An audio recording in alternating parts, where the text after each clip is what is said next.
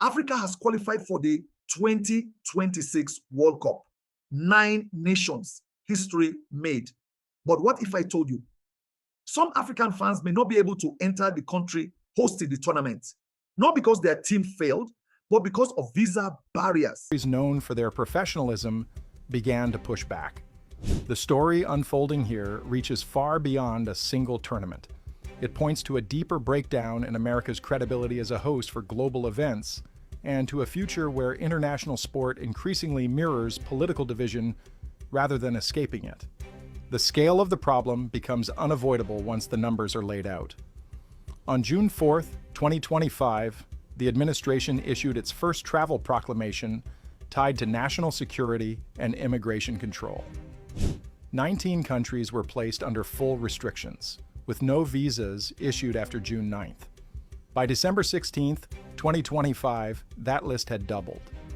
39 nations were now facing either full or partial travel bans, and the timing could not have been more disruptive. These measures landed precisely as World Cup preparations reached their most intense phase, when fans finalize travel plans and federations coordinate logistics. Iran, the first nation to qualify through Asian competition, felt the impact immediately. A full travel ban meant Iranian supporters who celebrated qualification in Tehran, marking a second consecutive World Cup appearance, could no longer attend matches in Seattle, New York, or anywhere else in the United States. This blow landed after Iran had already boycotted the World Cup draw in Miami due to visa denials for its delegation. When FIFA held its lavish ceremony in December and awarded the Peace Prize, Iranian football officials watched from home, barred by Washington from entering the country. Haiti's situation cut even deeper. The Caribbean nation earned its first ever World Cup appearance, a milestone 4 decades in the making, carried by generations who never stopped believing qualification was possible. That achievement was followed by a full travel ban. Haitian supporters now face an impossible choice between missing their team's historic debut or attempting to watch from outside American borders. The logistics make it even harsher. All 3 of Haiti's group stage matches are scheduled in the United States. The opener against Scotland in Boston on June 13th is followed by 2 more games on American soil. Fans who stood by this team through years of heartbreak will be reduced to television screens, while empty seats underline their absence. Senegal's experience shows how partial restrictions can be equally destabilizing. The African champions qualified for their 3rd World Cup, building on a celebrated run to the quarterfinals in Qatar. Their opening match against France at MetLife Stadium in New Jersey on June 16th is one of the tournament's marquee fixtures, a meeting of continental powerhouses. Thousands of Senegalese supporters had already purchased tickets, booked flights, and planned family trips before learning their visa applications could remain unanswered indefinitely.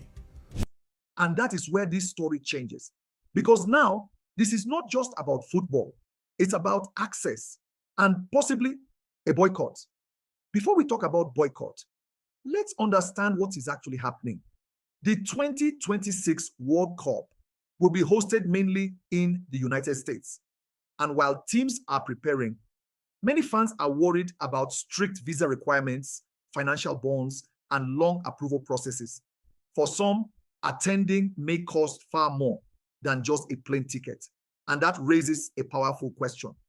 Can a World Cup truly feel global if millions struggle to enter? Now, here is why this matters so much. In Africa, football is not entertainment. It is identity. When Morocco reached the semi-finals in 2022, the continent celebrated as one. When Senegal wins, Africa wins. So imagine qualifying, but your supporters cannot fill the stadium. No drums, no chants, no sea of African flags.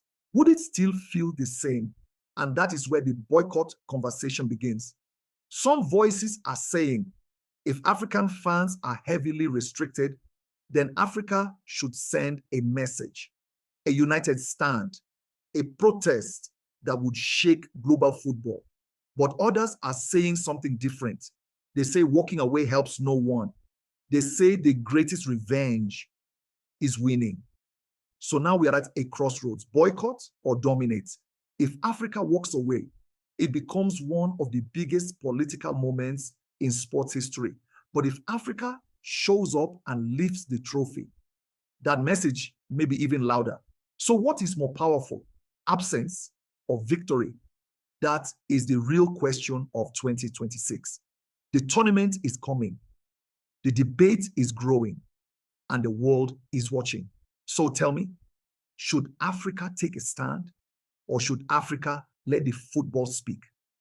Comment boycott or comment play, because this story is far from over.